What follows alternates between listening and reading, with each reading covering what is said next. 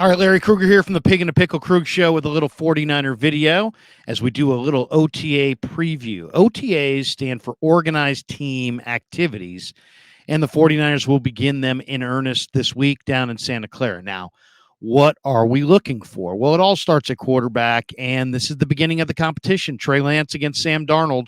Brock Purdy will still be sidelined, and so we're going to get a chance to see Trey Lance and Sam Darnold. Lance with his new motion, Darnold in this new offense. And it should be interesting. It should be very interesting to see those two guys side by side making throws and working out on the field together for the first time, at least that we're going to get a chance to see it. So that's going to be the headliner for sure. Now, some of the all-pro players are going to skip out, right? Nick Bosa is not going to be there. He'll be in Fort Lauderdale, Florida. He's the NFL's Defensive Player of the Year. I don't expect Bosa to take the field again in any kind of competitive fashion for the 49ers without a contract extension. And so I think that contract extension most likely will come at the beginning of training camp before he hits the field. Now, you've got pretty much continuity across the board for the Niners. They're in a very good spot. I mean, really, it's the exact same team that went to the NFC Championship game outside of three starters. Mike McGlinchey is no longer the starter. He's gone in free agency. You got Colton McKivitz at right tackle instead of Mike McGlinchey.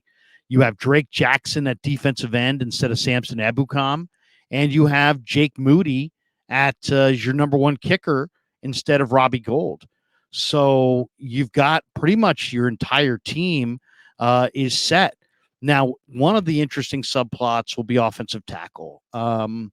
Obviously the 49ers lose a lot in Mike McGlinchey, but they feel like they have a lot in Colton McKivitz.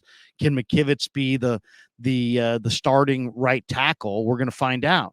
And then, of course, there's, Trent Williams, who's been an all-pro for years and years. And, I don't think he's going to need, OTA reps. I don't think we're going to see him do anything if he's even there. But the backup spots are one of the, hotly contested areas on this football team. The veteran Matt Pryor's in this camp, Jalen Moore, who the Niners drafted a couple years ago, who, is an intriguing prospect in his own right. He's in this camp. Leroy Watson at the rookie minicamp looked like he had put on some really good weight. And he looks stronger and better. I thought the same thing about Alfredo Gutierrez. And then you've got the undrafted rookie, Joey Fisher. These guys are all in line for that backup tackle spot. You also have Ilm Manning, who played left tackle at Hawaii. He's in this camp, and I'm eager to see what he looks like practicing with the veterans. And then there's, of course, the backup spots on the offensive line in the interior. Daniel Brunskill took off in free agency to the Tennessee Titans. So who's going to be the backup inside? Jake Brendel was a Pro Bowl alternate, and Aaron Banks and Spencer Burford look like the starting guards on this team maybe for the next decade. And then there's the guys behind them. I mean, Jason Poe was a practice squad player last year, an undrafted free agent, rookie free agent. A lot of people like him. John Feliciano. You heard John Lynch describe Feliciano as a glue piece. I think Feliciano is definitely an interesting player to watch.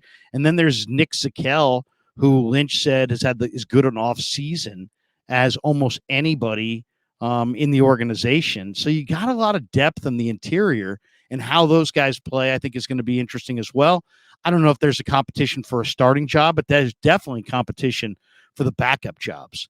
And then the question is also, you got a new defensive coordinator. DeMeco Ryans moves on and Steve Wilks takes over. And how's that going to look different? I think one of the things about Wilks is that he's here because the Niners don't want their defense to look really different, but there will be some new wrinkles, and especially on the back end. Wilks is taking over for DeMeco as the defensive coordinator, but he also becomes the cornerback's main tutor.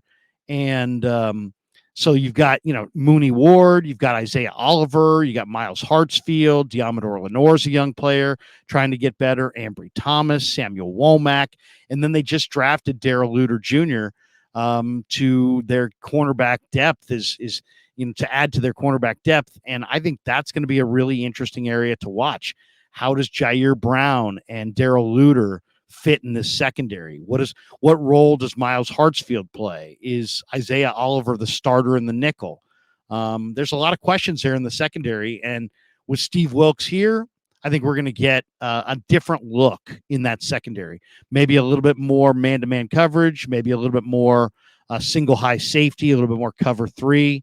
That's what that's what Wilks has been known for, and we'll see if he carries that trend over here in San Francisco. And then I think there's some really interesting battles as well. Running back, a couple third-year players or second-year players, a couple third-round picks. Ty Davis-Price at running back, Danny Gray at wide receiver. These guys were third-round picks. Is Danny Gray going to establish himself as the vertical threat and as a key guy on the 53-man roster? There's a lot of receivers in camp. He might get his job taken if he doesn't play well. And then there's Ty Davis-Price.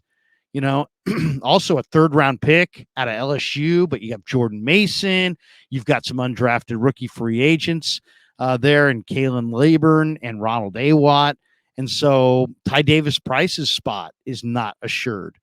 And then I think one of the main guys I'm looking to watch is Drake Jackson. So according to Steve Wilks, Drake Jackson has spent a lot of time at the team facility, and he's put on a lot of good weight in that upper body.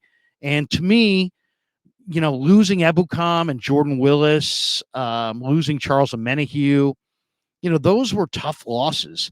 They're not quite as tough if Drake comes of age. So to hear that he's been at the facility every day, working out, gaining weight in that upper body, looking great, that's great news. I mean, that absolutely is music to my ears. I'm really eager to see him. I'm also really eager to see Javon Kinlaw. I mean, Kinlaw's been brought back this year. I don't know if he's going to make the team or not. According to Steve Wilks, he's been living at the facility. He's there every day. He's working hard. Can Kinlaw find a new level of play? And then these undrafted rookie free agents, Kalen Laburn and Ronald Awatt. The Niners have such a good track record as finding undrafted rookie, free agent running backs. I mean, look at Jeff Wilson, Raheem Mostert. Elijah Mitchell was a late day 3 guy. Jordan Mason, undrafted. And they may have hit on a couple more in Laburn and Awatt. I'm really eager to see them. And then, of course, the fact, Danny Gray, also a second-year player, a third-round pick. That receiver spot is going to be up for grabs. I mean, you got Debo, you got Ayuk, you got Jawan Jennings, you got Ray McLeod. Those 4 guys. And then you're probably only going to carry 5. So Danny Gray's in a battle. And he's in a battle with Ronnie Bell, who showed great ball skills in the rookie minicamp. Tay Martin, who has great ball skills. The veteran Chris Conley is here. The veteran Willie Snead is here. There's an undrafted rookie named Isaiah Winstead. Looks like an intriguing, long shot to be sure. So there are a number of really interesting things to keep your eyes on. The other one is, I think, at linebacker. I mean, the 49ers are so loaded at linebacker, and you've got Warner and Greenlaw, and Marcelino McCrary-Ball, I think, is going to take it to the next level. He's in great shape.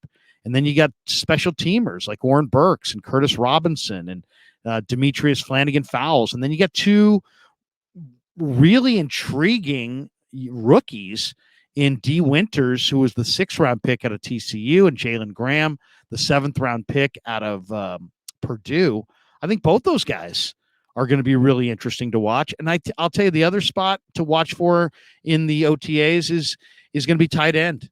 George Kittle's your number 1, but Cameron Latou was a 3rd-round pick. Charlie Warner and Ross Dwelly are coming back.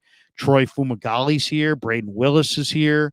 There's a bunch of intriguing options there, and the competition there could be fierce. And then the other guy I'm looking for is Spencer Wagee, who, undrafted free agent out of North Dakota State, but he looked terrific in the rookie minicamp. And I want to see what he looks like in this minicamp as well with the rest of the team. I think we'll have a much better idea of his chances of, maybe pulling an upset and getting a roster spot come July. So a lot of interesting subplots for sure at rookie minicamp, or I should say at OTAs, which start this week. The Niners hit the field on Monday. I will be down there as of Tuesday to put my eyes on it, and we will report back with what we see. Hope you enjoyed our 49er video previewing the OTAs. Thanks to Pig and a Pickle for being the sponsor of the Krug Show. Check them out in Emeryville and Corte Madera. And thanks to all of you guys for supporting the Krug Show on YouTube.